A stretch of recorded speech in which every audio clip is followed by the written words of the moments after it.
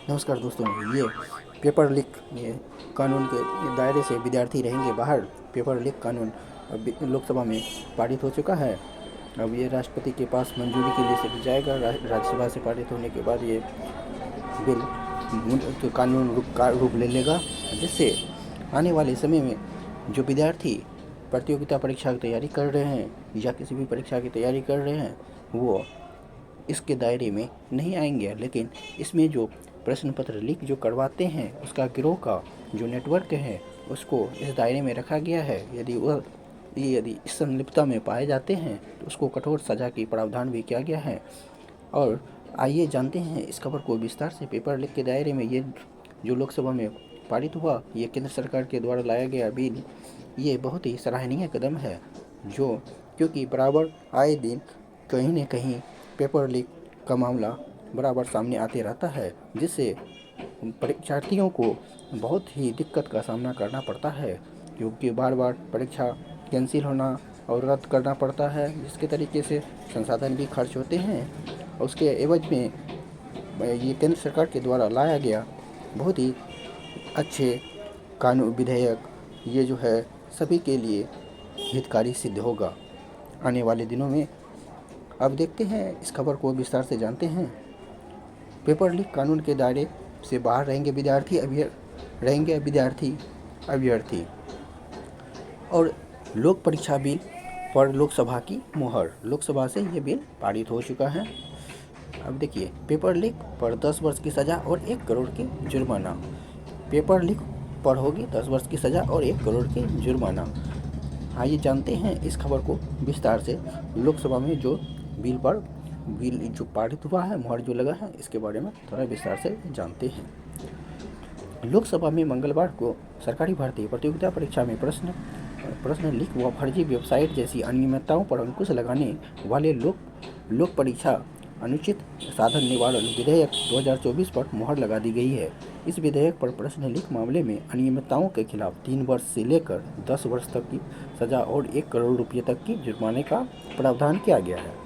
संसद में विधेयक पर चर्चा का जवाब देते हुए केंद्रीय कार्मिक राज्य मंत्री जितेंद्र सिंह ने स्पष्ट किया है कि विद्यार्थी या अभ्यर्थी इस कानून के दायरे में नहीं आते हैं। उन्होंने कहा कि विधेयक से यह संदेश नहीं जाना चाहिए कि इस कानून के जरिए में उम्मीदवारों का उत्पीड़न होगा। यह कानून उन लोगों के खिलाफ है जो परीक्षा प्रणाली के साथ छेड़छाड़ करते हैं।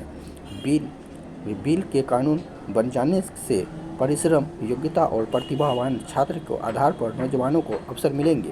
बिल पर चर्चा के दौरान कई सदस्यों ने परीक्षा रद्द होने की स्थिति में तय समय सीमा के अंदर परीक्षा कराने की मांग की, ताकि युवाओं को मेहनत बर्बाद न हो। इसका जवाब देते हुए जितेंद्र सिंह ने कहा कि इस तरह के मामले सीबीआई जांच और अन्य तरह की प्रक्रिया से शुरू हो जाती है।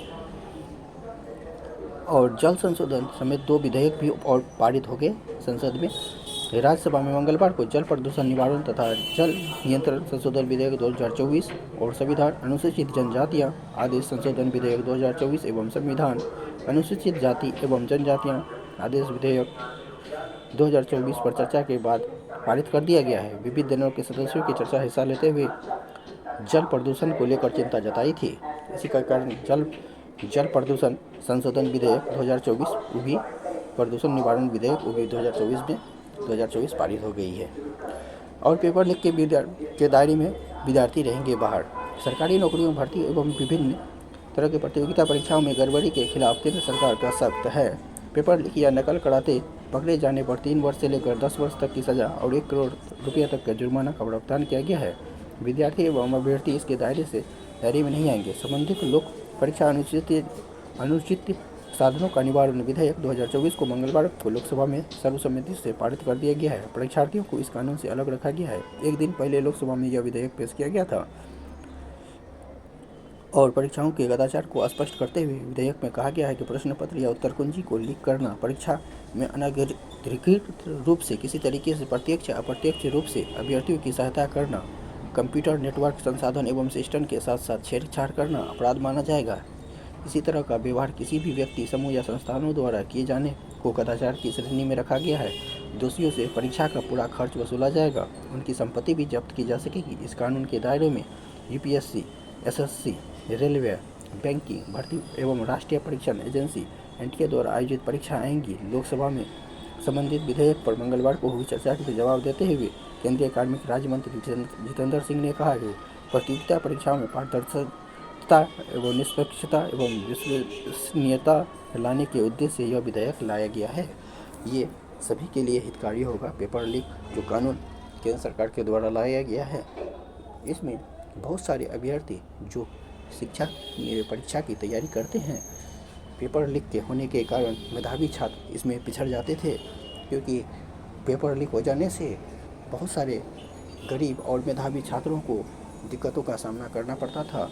बार बार परीक्षा देने के लिए जाना और रद्द करने के बाद पुनः दोबारा परीक्षा आयोजित करवाने में सरकार को भी इसमें खर्चे बहुत ज़्यादा हो जाते थे, जिससे विद्यार्थी भी परेशान और सरकार भी परेशान रहते थे। और इसमें जो परीक्षा नकल करवाने वाले उसका मौज ही मौज रहता था। अब वह सब इनके दायरे में आ जाएंगे और उनको बहुत ही कठोर सज़ा का सामना करना पड़ेगा।